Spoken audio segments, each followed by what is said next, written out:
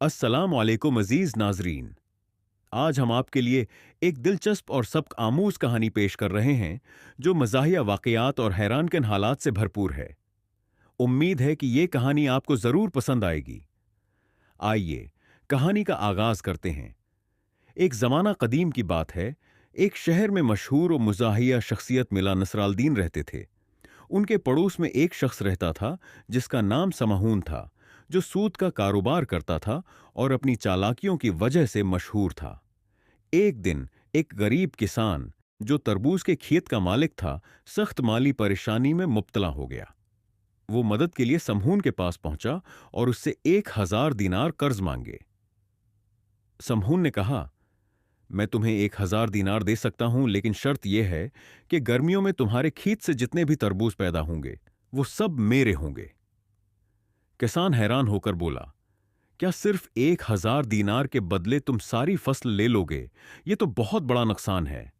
मगर मजबूरी के हाथों वो मान गया और दोनों के दरमियान तहरीरी मुआहिदा हो गया। समहून रकम लेने के लिए घर गया और जब वापस आ रहा था तो रास्ते में उसकी दीनारों से भरी थैली गुम हो गई, मगर उसे खबर तक न हुई। जब वो खेत पर पहुंचा और जेब में हाथ डाला तो थैली गायब थी। वो घबरा गया, उधर उधर तलाश किया, लोगों से पूछा, मगर कुछ पता ना चला। आखिरकार वो काजी अब्वाल हसन के पास पहुंचा और सारा माजरा बयान किया। काजी ने गौर से सुना और कहा, हम ऐलान करवाते हैं कि जो शख्स थैली वापस करेगा उसे 100 दीनार इनाम दिया जाएगा।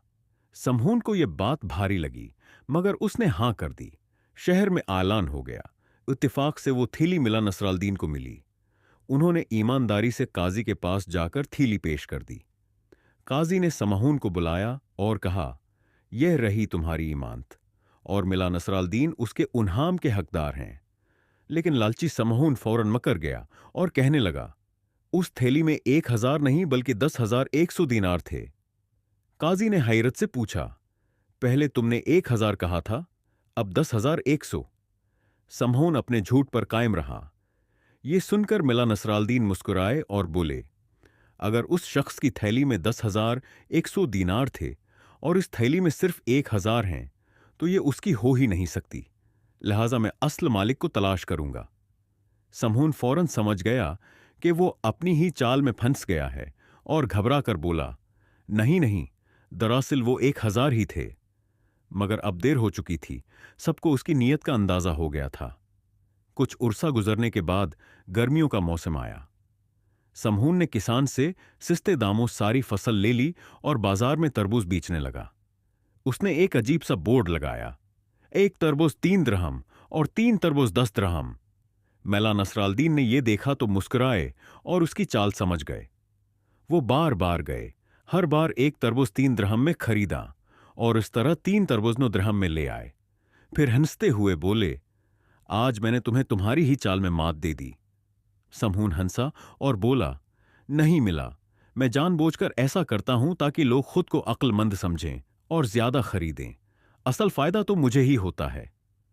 एक दिन दरिया के किनारे उसकी दुकान के पास एक किश्ती हादसे का शिकार हो गई। किश्ती डूबने लगी और लोग पानी में गिर गए।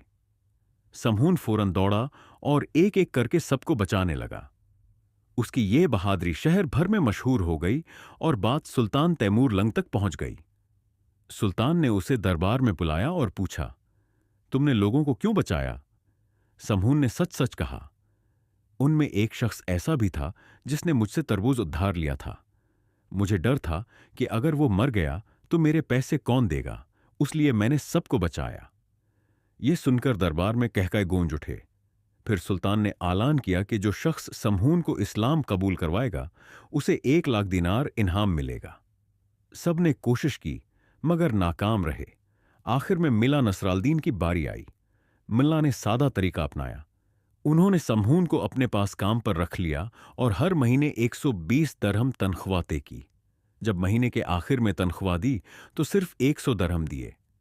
समहून ने एतराज किया तो मिला ने कहा, 20 दरहम जजिया के हैं। समहून गुस्से में आ गया और बोला, यह क्या जुल्म है? मिला ने कहा, यह कानून है। पैसों के लालच में समहून फौरन बोला, ठीक है, मैं इस्लाम कबूल करता हूं, बस ये कटौती खत्म कर दो। मल्ला उसे लेकर दरबार में गए और उसका इस्लाम कबूल करना साबित कर दिया। सुल्तान ने खुश होकर 1 लाख दिनार इनाम दे दिया। मगर मिला ने फिर एक और चाल चली। उन्होंने समहून को बताया कि अब तुम पर ज़क्वा लाजिम है और उसकी रकम काट ली। ये सुनकर समहून चीख उठा, मैं वापस अपने पुराने दीन पर जाता हूं, मुझे न जजिया चाहिए न ज़क्वा। वो गुस्से में वहां से भाग गया और दरबार में सब लोग हंसने लगे।